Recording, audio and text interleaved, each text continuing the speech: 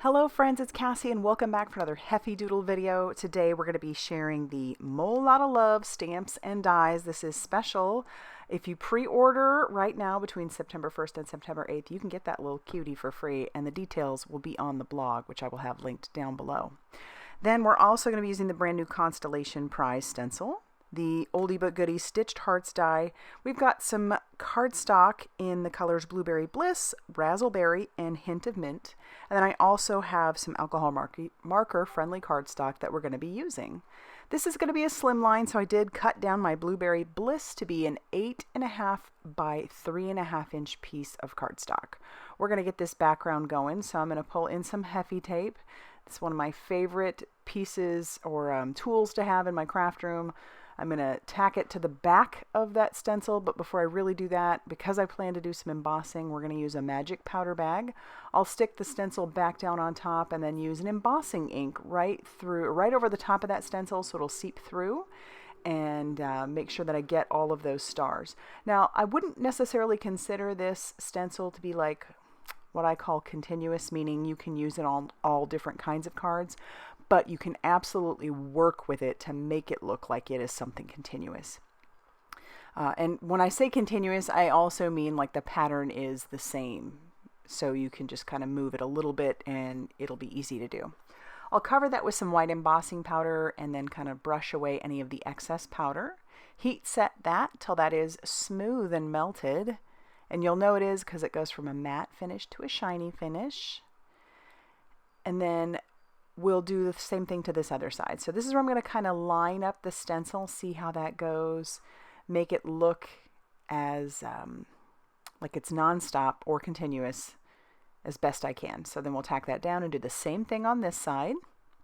And even if it isn't perfect there in the middle, it doesn't bother me because I am going to have something that covers that middle portion. So just sticking some more of that clear embossing ink down, and then we'll cover that with that embossing powder. And then heat set that till that's smooth and melted.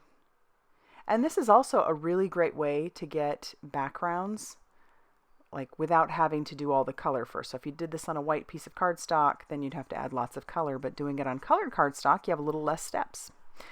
This is the Razzleberry, and I used that stitched hearts die to cut out one of those.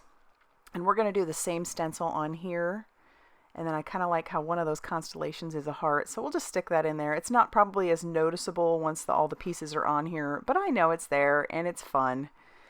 And so then again, cover that with our embossing powder. I did get a little extra embossing ink through some of those, so they're fairly thick lines, but that really doesn't bother me. So again, heat set that till that is smooth and melted. Then we'll clean up our mess, and I want to bring in some extra color because I really want to accent these edges. Just make them a little bit more interesting. So I'm grabbing this first color, which is picked raspberry, along with a blender brush that I have, and I'm just going to spread that all around the edge. And then because this is embossed, the technique of emboss resist happens, and you can wipe away the color over the top of the embossing powder. It will resist this dye ink. That next color that I used was Festive Berry, which is a little bit more red, but it really makes that pop. I'll just blend that a little better. And then once again, wipe all that away so that the constellations really pop. That white is just very stark, and I like that. All right, for our blue background, we're going to be using some chipped sapphire. So it's nice and blue, and it deepens those edges really nicely.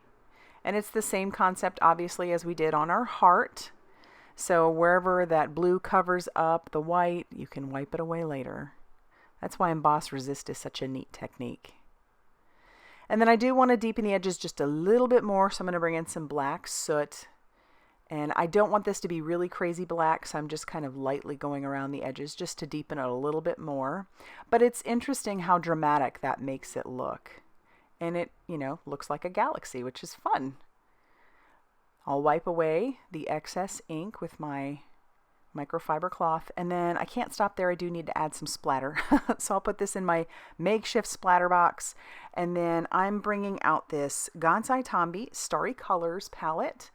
Great for splatter. It's all like golds and silvers, mostly golds. But then I'll just splatter some of that all over that background, which doesn't look like much right now, but when I hold it up to the light, which you'll see here in a second, it adds a lot to it, and it's shiny in the light, which is of course fun too.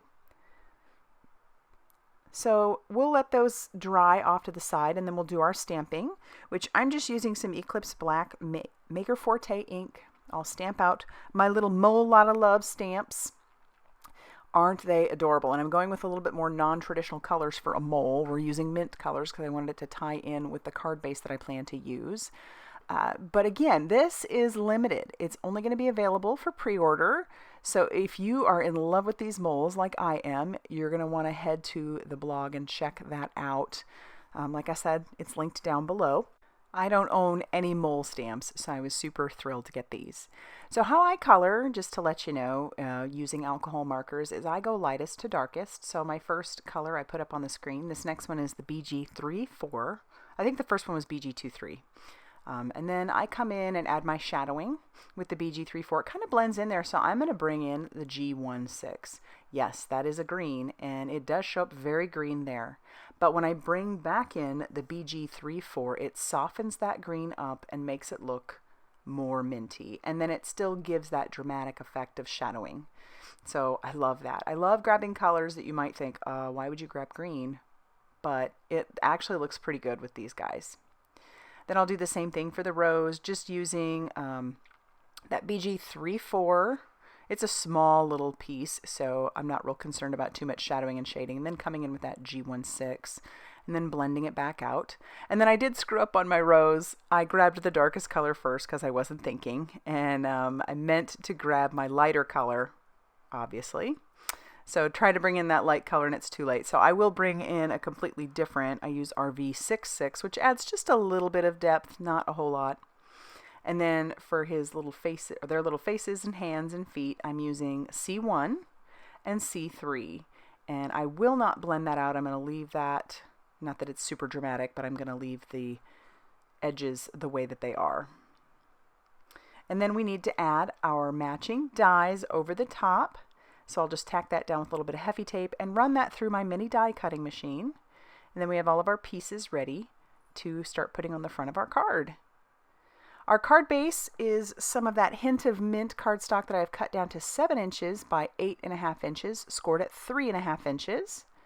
And then I'm going to use some Glubert glue. That is by Heffy Doodle as well. And I added way too much to the back of that. It's fine. It only feels like it's going to buckle in the beginning, and then once it dries, everything is flat. So not a big deal. I definitely just need to learn to be a little less heavy-handed with the glue. Put the little rose on our mole, and then we'll add foam tape to the back of both of our moles and our sentiment. And then I'll peel off that release paper, and I can put them down. So it's clearly not really like a scene, but I love how that constellation is on that background, and we've got our little moles there. And then our fun little sentiment that goes along with it, sending a mole lot of love. And once that's done, we can attach that to our card base. Once again, using some more of that Glubert glue and trying to be a little less heavy-handed. I did better. I did do better. All right, I do need to stamp on the inside, so I'm going to grab out some Distress Oxide in the color Chipped Sapphire, and then I'll just stamp all of our little images right on the inside. Distress Oxides work great for stamping on colored cardstock or just stamping in general, but they show up really nicely and they are formulated for stamping, whereas the Distress inks themselves typically are not. So, and then that color is the Picked Raspberry. So there you have it. There is our card. I love how this turned out. If you liked this video, be sure to hit that like button and definitely consider subscribing if you haven't already done so. And as always, thanks so much for stopping by, and we'll see you very soon in another video. Bye, everybody.